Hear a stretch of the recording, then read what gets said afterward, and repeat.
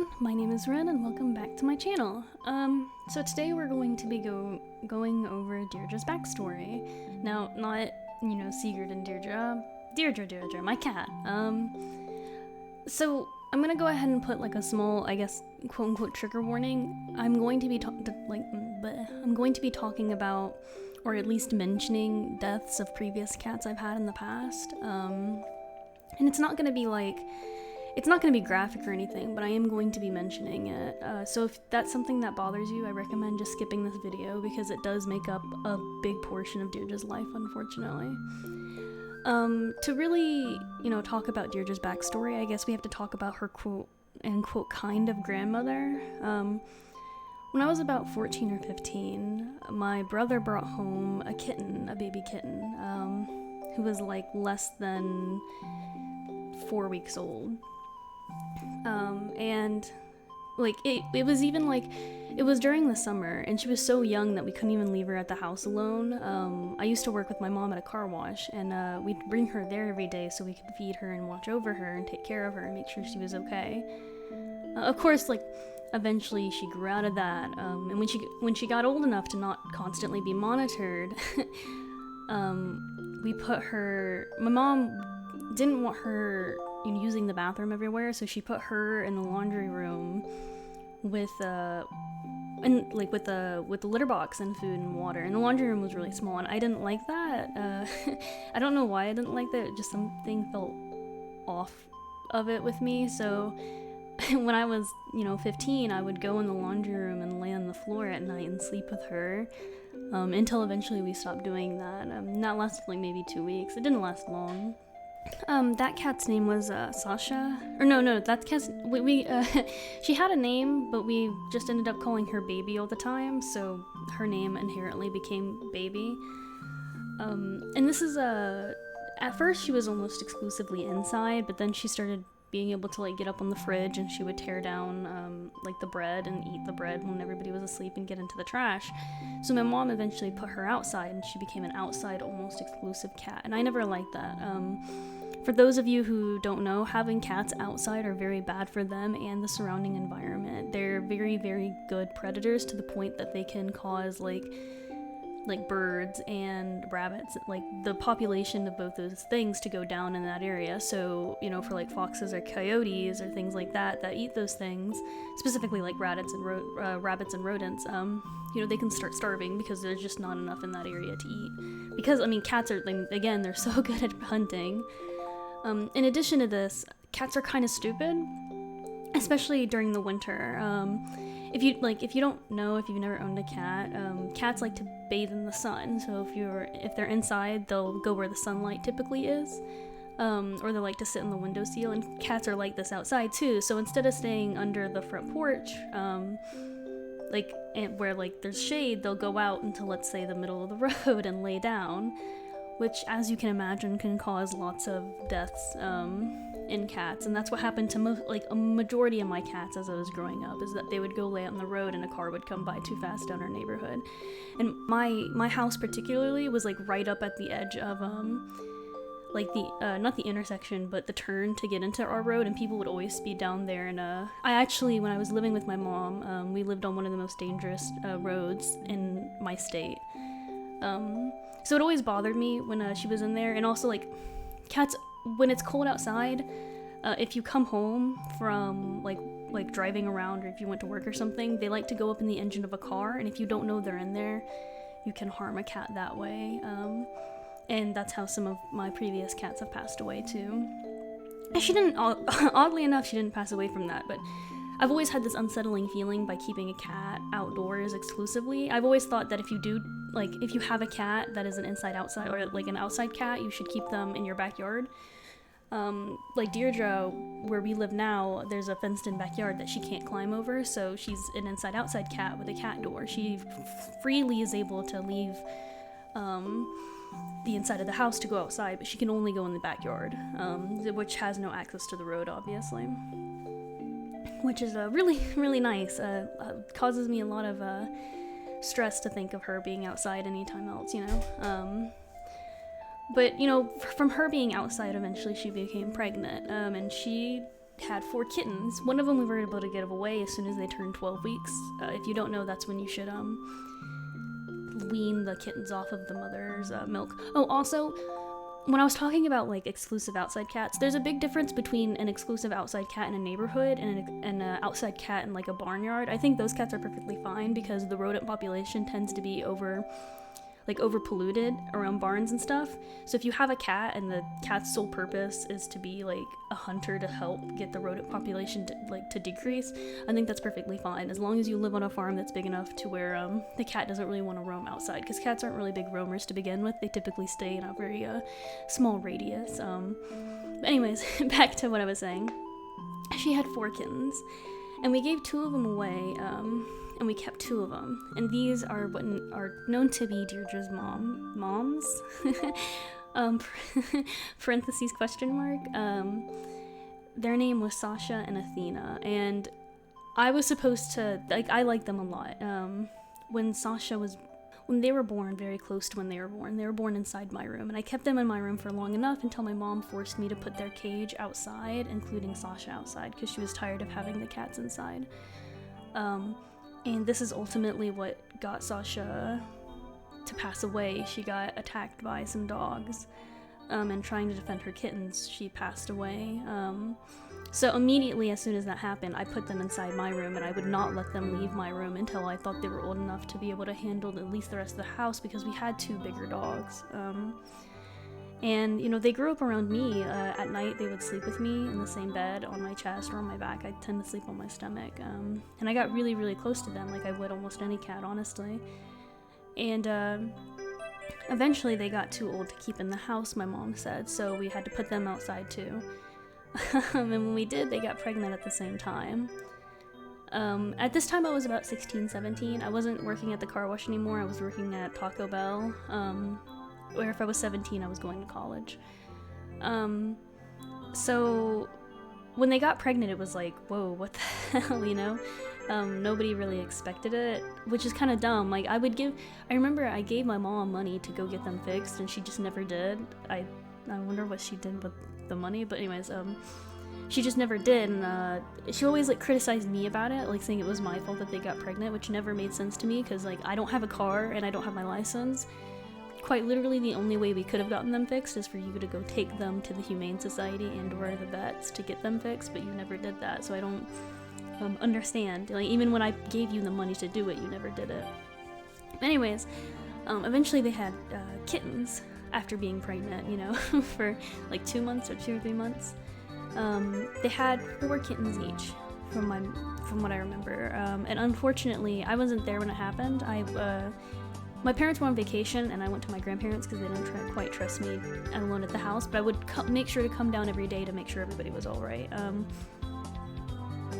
But 2 of the kittens passed away, 1 from each litter, I guess you could say. I don't know what happened to the bodies. I think they were just runts, so Sasha and Athena killed them themselves, or maybe they just stopped breathing, and cats, when that happens, they tend to take the bodies and they, not dispose of them, but they put them in the woods, I guess. But we had 6 little adorable kittens running around, and when I finally was back at my house, I picked up all of the, I picked them all up, and I tried to take care of them best as I could, and at this point they were still outside cats. We had in a little, not enclosure, but our back fence, I guess, or no, not back fence, our back porch was kind of fenced off, so animals couldn't get in. The cats could still freely leave if they wanted to, because there was a tiny hole that they knew about, but animals couldn't get into it, and they had a box for each litter. And eventually the neighbors down the road called us, and they said that they had 4 kittens, and the mom had passed away, and they didn't know what to do with the kittens, and they tried to bottle feed each of the kittens, but none of them were taking a hold of the bottle. And we were the only ones they knew about that had, 2 mamas, so we, I could blame my mom for this, but I'm not going to, because I was also one of the, I was also very adamant about wanting to take the kittens in. I couldn't turn away poor kittens if I knew that they had 0 to no chance of surviving otherwise. And this was the litter that Deirdre was in. So I didn't feel comfortable leaving the kittens outside anymore after that, especially after hearing how the other mother died. I'm not gonna say how the other, like, mom cat died, I'm just gonna say that she did pass away. So at this point, I decided to bring the kittens inside, and my mom agreed that Sasha and Athena had free access inside or outside the house. So if they came up to the door to feed the kittens, she'd let them in, and then they would go in there. And assimilating the 2 litters, or 3 litters together was really easy. Sasha and Athena, I don't think, even noticed that they were different cats. Keep in mind, these were like 2 or 3 days old kittens, and they hadn't eaten for 2 days, so it was very, like, as soon as I heard this, I went to the store and I got milk for them. And I tried bottle feeding them myself, even though I couldn't do it, Deirdre. But you know, I tried my best to make sure they survived, and like Sasha and Athena actually made it really easy by assimilating them. I took 2 from each, like because there's 4 of them, I took 2 of them and put them in each litter. But eventually it got to the point, especially when the kittens started moving around, that that even trying to keep them in separate litters was just impossible. They just all kind of congregated to being one really big litter that was shared between Athena and Sasha. So when one would come in, they'd lay down, let them feed, and then, like, let's say 3 hours from now, the other one would come in and lay down and let them feed. It was very interesting. They almost had like 2 moms. So Deirdre and the rest of them, which I want to make adamant to make sure, like the rest of the new ones, I want to make sure people know this, were about like a week younger than the rest of the litter. And this is important because I got rid of the rest of the litter around 12 weeks, because we had, I feel like, 12 cats living in my room exclusively, because the kittens were only allowed in my room to make sure they were safe from our 2 very large dogs. And it became a little much for the family. And like, we did it in a very, like, safe way. We gave them all baths to make sure they were free of fleas, and we gave them to the Humane Society, which is a no-kill shelter in my area. And it was hard to see them go. I remember I was sitting in the in the Humane Society with the little... oh man, it almost makes me tear up. I had become very close to all of the kittens at this point, and it was very sad to just even think of them, like, leaving me. But I had a little crate next to me, and I was, like, rubbing them because they were, like, kind of meowing, and I was really worried about them. And then the lady came by, and she's like, hey, do you have it was 6 kittens, do you have the 6 kittens for us to take in? I was like, yeah, here you go.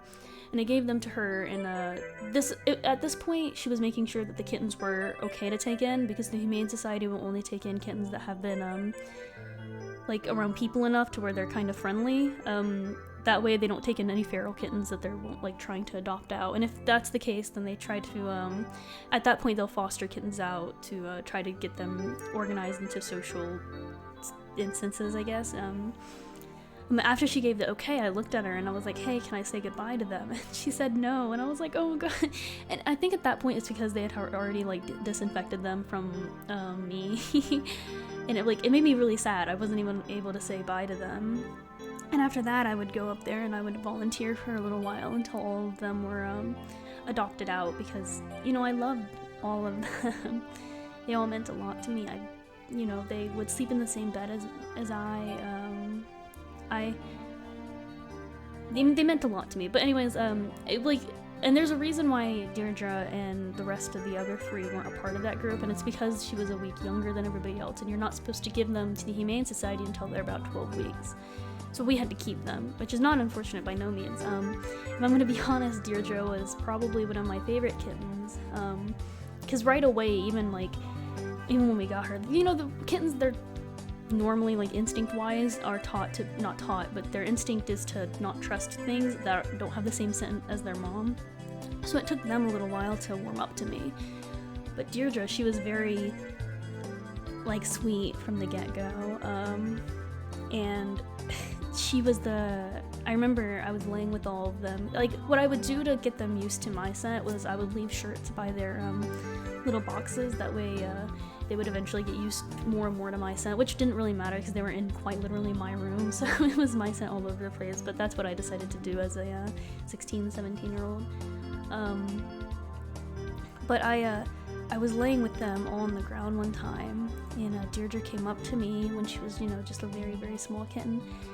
and she laid next to me, and I picked her up, and she was like, she could still fit in the palm of my hand at this time, and I was starting to pet her, and she started to purr, and it was the first time I had heard any of the like 8 or however many kittens we had purr, and it made me cry. It was very emotional for me, and after that point she was very like attached to me. She would always like rub up against me. She slept with me. Like all the other kittens, when they slept with me in the bed, they'd sleep like sporadically, but she always slept at my head and with me. And it was a very big relief knowing I didn't have to get rid of her. I don't like to pick favorites, but she was definitely my favorite. She meant the most to me, and honestly she helped me through a lot of when I was in high school. When I was in high school, I had a lot of suicidal tendencies. I was just not in a good place. I guess a good example is, I know if you know my insecurities video, I talked about how my eating was very irregular, or I didn't eat a lot when I was growing up as a kid, and this was a very big time in my life where I didn't eat a lot. Eating was a chore to me. I didn't find any enjoyment, and the only reason why I did eat was to make my mom happy or to make everybody else happy, so they didn't think I was like starving myself purposely. And it was less that I was starving myself purposely, but more that oftentimes I didn't think I deserved to eat. I used eating almost as like a punishment for when I was feeling particularly bad, and I think that's where I started really developing kind of like, I don't know what kind of eating disorder I have, but an eating disorder, because even now if I did something wrong, or if I look in the mirror and I just hate myself for whatever reason, I just won't eat for that day, and I'll purposely starve myself. And but you know, if I could say anybody really put me through that or helped me through it, was Deirdre. I think if you're having those tendencies, finding something to help you get through it is a really like important. I didn't think my mom would adequately take care of the kittens if I wasn't around, so I made sure to be around because I wanted them to be okay, and I wanted them to be safe, you know? I wanted them to be happy and to be loved and to never worry about when their next meal is going to be, because I knew that I fed them correctly. But when you have 6 cats and you feed them once a day in this tiny bowl that doesn't cut it, and that's what my mom would do. She would leave a bowl outside, and she would tell me that it's because cats eat sporadically. They eat 1 to 2 bites and then they leave, but that's not true. Not with the way they like raised them, at least, you know? I mean, they've scarfed down the food because they didn't have much of a choice. So I made sure to be able to be there to take care of Deirdre, Sasha, Athena, and the other 3. If you want to know their name, it was Teddy, Flora, and Sigurd were their 3 names. But anyways, so eventually it came to be the time where I had to move out. I didn't really get much of a choice. And with the place that I was staying, I couldn't bring Deirdre, and it was probably the saddest thing I had to like. That was the saddest part of me moving out of my parents' house. And she was really the only thing I was really sad about leaving behind. I just couldn't bring her with me, you know. It wasn't anybody's fault, I guess. And what made it worse is I remember when I was just about to leave, I was waiting for my ride to come pick me up, and I was sitting on the floor and I was talking to everybody, and she came over and she sat in my lap and she looked up at me and she was purring, and she has such a loud purr, and it was very hard for me to leave her. She was so small back then. If you look at her now, she's really fat, but back then she wasn't a grown-up cat yet, you know. She was very, very small. So after I moved out, I would always think about her. My mom started telling me that she started eating less and less because I moved out, and I don't know whether it's because she missed me or whether it's because my mom just wasn't feeding them enough. But as time went on, I eventually found out, or I learned that part of it was because the other cats that were there. I guess I should preface this by saying soon after I moved out, so I was able to give Sasha away to somebody, and Athena, she unfortunately passed away because she, like a lot of other cats, got hit by a car. And that was heartbreaking to me. But that means there were 3 cats left at my house, or at my parents' house. 4? 3. 4. Ooh, I don't remember. And